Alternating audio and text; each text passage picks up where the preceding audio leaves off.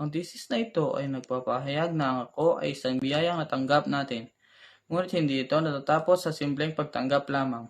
Ang ating pagkatao ay kailangang isakatuparan sa pamamagitan ng pagkilala sa ating natatanging kakayahan at layunin sa buhay. Ang pagiging ako ay walang katulad at natatangi. Walang sinuman ang maaring maging ikaw maliban sa iyong sarili. Ang thesis na ito ay nagbibigay diin na ang ating kaligayahan, bokasyon at katuparan ay hindi maaring manggaling sa paggagaya sa iba o sa diktas ng lipunan. Ang tunay na katuparan ay nakaugat sa pagkilala at pagtanggap sa sarili. Ang pag-ako ay nangangahulugang pagtanggap ng responsibilidad sa pagiging ikaw. Ang aktibong paggawa ng desisyon batay sa sariling karanasan, ugnayan at mga pagpapahalaga.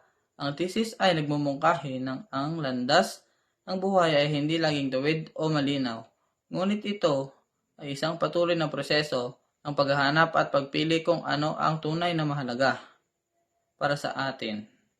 Sa ganitong proseso, matutuklasan ang mga bagay na nagbibigay saysay at direksyon sa ating pamumuhay.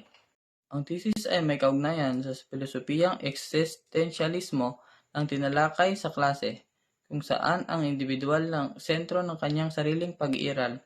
Ayon kay Jean-Paul Sartre, ang tao ay nilikhang malaya at ang kanyang pagiging malaya ang nagbigay sa kanya ng responsibilidad na hubugin ang sarili niyang buhay sa parehong paraan.